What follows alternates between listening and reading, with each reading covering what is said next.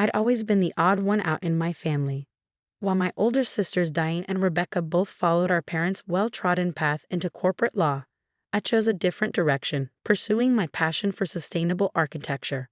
According to my family, this made me the creative but impractical one, the sister who could never quite get her life together. Maya, honey, when are you going to get a real job? Mom would ask during our monthly family dinners, despite the fact that I've been working at the same architecture firm for 7 years. Architecture is a real job, Mom, I'd reply with practiced patience. Of course it is, sweetie, she'd say in that tone that meant the exact opposite. But is it stable? It didn't matter that I'd helped design award-winning sustainable buildings across the country. It didn't matter that I lived comfortably within my means in a modest but beautifully renovated apartment, because I didn't match their definition of success. Corner office, six-figure salary, luxury car. They viewed my life choices with a mixture of confusion and pity. My sisters were particularly vocal about my supposed financial instability. Diane, the eldest at 37, never missed an opportunity to remind everyone about her latest bonus or vacation home purchase. Rebecca, 35, was more subtle but equally condescending, offering to help me with my budget whenever I mentioned any purchase larger than a coffee. I learned to brush off their comments over the years, focusing instead on building a life that made me happy rather than one that impressed them. But what happened last spring still makes my blood boil when I think about it. It started with a family dinner in March. Diane had just received a promotion and was in rare form, dominating the conversation with tales of her corporate heroics. So to celebrate, she announced, clinking her fork against her wine glass dramatically, "I've decided to treat the family to a luxury vacation in Bali this summer. 2 weeks at a 5-star resort, all expenses paid." Our parents beamed with pride while Rebecca gasped in delight. "That's incredibly generous, Diane." "Well, it's important to share success with the people who matter," Diane replied, smiling broadly. I waited for her to look in my direction, to include me in the invitation. Instead, an uncomfortable silence fell over the table as everyone suddenly became very interested in their plates. "Maya," Diane finally said, her voice taking on a delicate tone that immediately put me on edge, "we were thinking this trip might be a bit much for your situation." "My situation?" I repeated, setting down my fork. "You know," Rebecca chimed in with fox concern, "with your career being more passion-driven than profit-driven. The time off alone would be a financial hit for you. Not to mention the spending money you'd need," Diane added. "We're planning some exclusive excursions that are quite costly." I felt heat rising to my face as I realized what was happening. "Are you saying I'm not invited to the family vacation because you think I can't afford it?" No, Mom interjected quickly.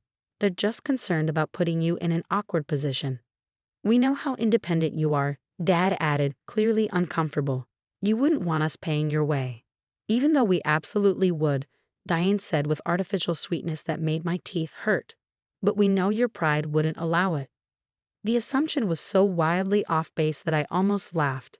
While I lived more modestly than my sisters by choice, I was far from struggling financially.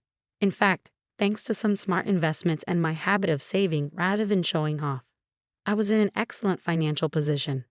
But before I could correct their misperception, Rebecca spoke up again. "Actually, Maya, there is something you could help us with while we're away." I should have seen it coming.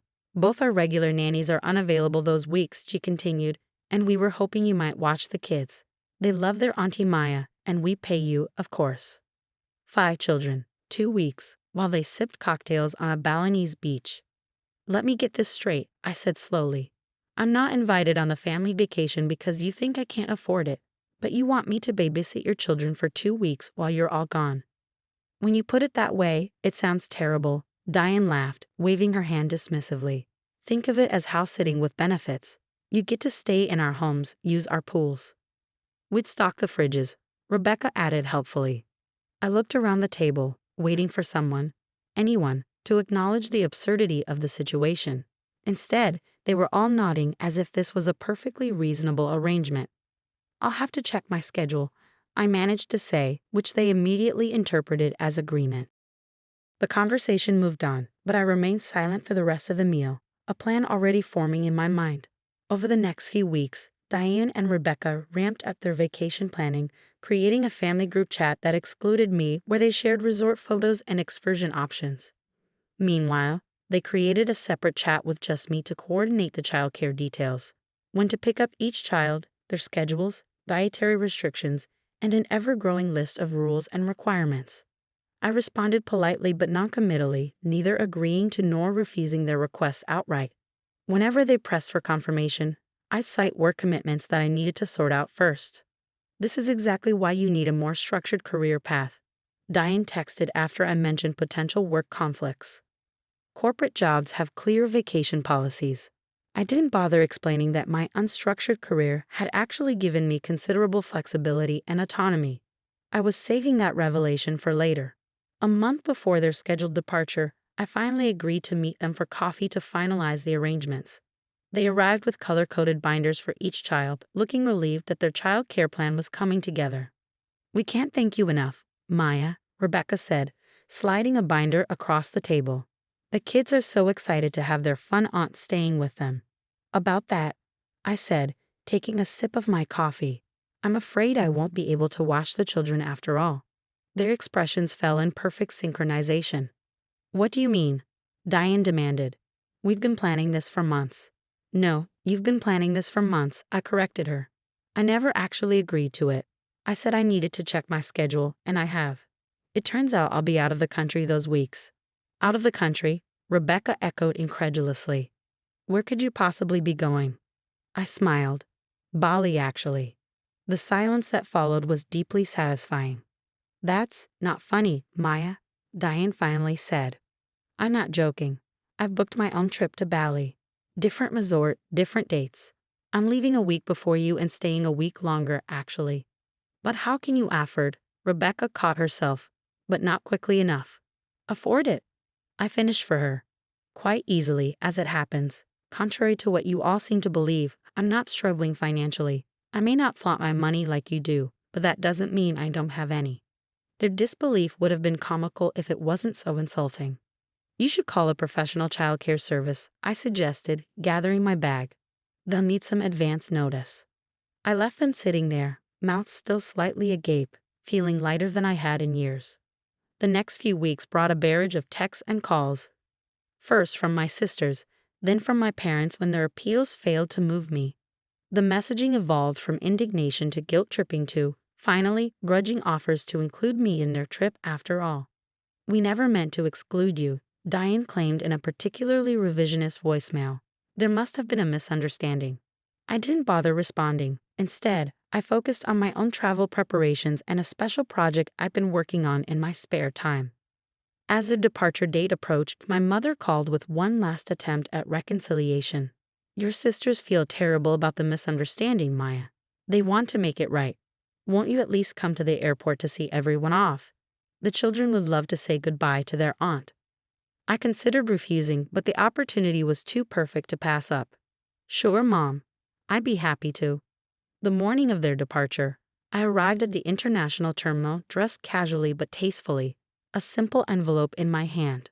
My parents and sisters were already there with their mountain of luggage and 5 overexcited children running in circles around them. Auntie Maya, my nieces and nephews cried in unison when they spotted me, rushing over for hugs.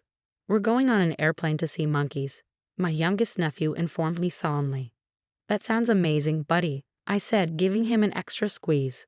My sisters approached more cautiously, their expressions a mixture of discomfort and forced cordiality. "Thanks for coming to see us off," Diane said stiffly. "The kids are thrilled." I nodded, then held out the envelope. "I brought something for you, a parting gift." Rebecca took it, eyeing me suspiciously. "What is this?" "Open it." Inside was a detailed financial portfolio statement with my name at the top. I'd redacted some personal information but left the totals clearly visible: my investment accounts, retirement funds, property equity, and liquid assets. The bottom line was highlighted in yellow, a number that made both my sisters' eyes widen. "Is this real?" Diane asked, her voice barely above a whisper. "Completely. I've been investing since I was 22, living below my means, making smart choices with my money instead of showing it off." I took the paper back and returned it to the envelope. "I could buy that resort you're staying at if I wanted to. But unlike some people, I don't measure my worth or others by their bank accounts. The airport announcement system called their flight for boarding, but neither of my sisters moved, still processing what they'd just seen. Maya, we had no idea, Rebecca began. That was the point. I cut her off. You never bothered to ask. You assumed that because I chose a different path, I must be struggling. You excluded me from a family vacation because of your own biases and then expected me to be grateful for the chance to babysit your children while you enjoyed yourselves.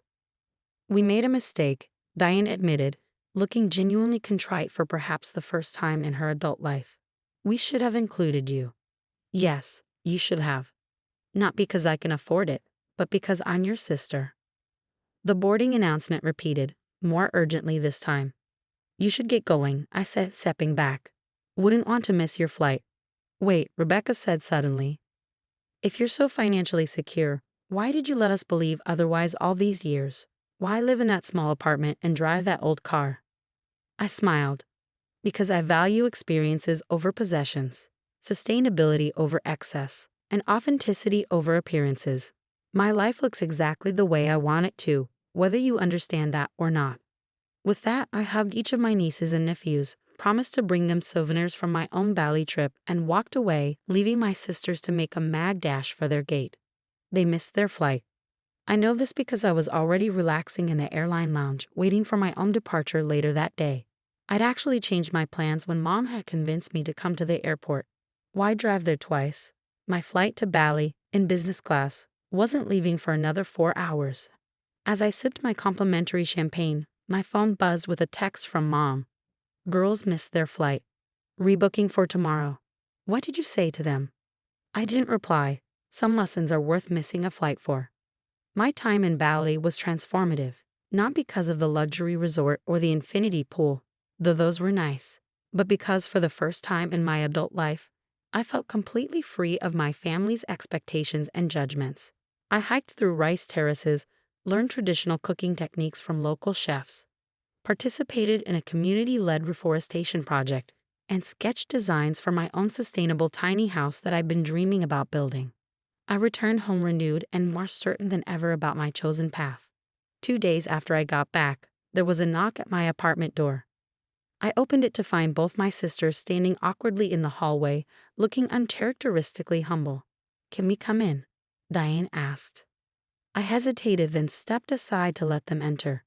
They looked around my modest apartment with new eyes, not with pity or condescension, but with curiosity and perhaps a touch of envy at the evident thought and care in every detail, from the living wall of plants to the custom-built furniture I designed myself. Your place is actually really beautiful, Rebecca admitted, running her hand along the reclaimed wood counter I'd installed. Thank you. An uncomfortable silence fell until Diane finally spoke. We owe you an apology, a big one. Yes, you do, I agreed, not making it easier for them. We were wrong to exclude you from the trip based on assumptions about your finances, Rebecca said, and even more wrong to then expect you to watch our children. It was entitled and thoughtless, Diane added, and when we saw your portfolio, she shook her head. It was a wake-up call about how little we actually knew about your life. I studied their faces, looking for the sincerity I'd rarely seen from them before. Surprisingly, it seemed genuine. Bali was enlightening, Rebecca continued. Being there, seeing a different culture, it made me realize how caught up we've been in a very narrow definition of success. Our kids wouldn't stop talking about how cool Auntie Maya's job is, designing buildings that help the environment, Diane said with a hint of a smile. Jackson told his entire kids club that his aunt is saving the planet while we just push papers around. I couldn't help but laugh at that. Kids have a way of cutting to the truth. We'd like to start over, Rebecca said hesitantly. Get to know the sister we apparently never bothered to understand. Maybe you could show us what you actually do, Diane suggested. Your current projects. We've never really asked, and that's on us. I considered their offer. Years of dismissal and judgment couldn't be erased with one apology. But people can change when their perspectives are forcibly shifted. And while I have found peace in my independence, there was a part of me that had always wished for a genuine connection with my sisters. I'm working on designs for a community of affordable, sustainable homes, I said finally. I could show you the site next weekend, if you're free. The relief on their faces was palpable. "We'll be there," they promised in unison. As they prepared to leave, Diane paused at the door. "One more thing. Dad's 70th birthday is coming up next month. We were thinking of a family trip to the California wine country, a real family trip this time. Would you help us plan it? You've always had better taste than we have." I smiled, nodding. "I'd like that." After they left, I sat in my living room surrounded by the life I'd built for myself. Modest by their standards, perhaps, but intentional and fulfilling in ways they were only beginning to understand. The path to rebuilding our relationship would be long, but for the first time, it seemed possible. Sometimes the most effective revenge isn't about getting even, but about finally being seen for who you truly are. 2 weeks later, I met my sisters at the construction site for my sustainable housing project. They showed up wearing impractical shoes and looking out of place among the dirt and building materials. But they were there, asking questions, listening intently as I explained the solar systems and water reclamation designs.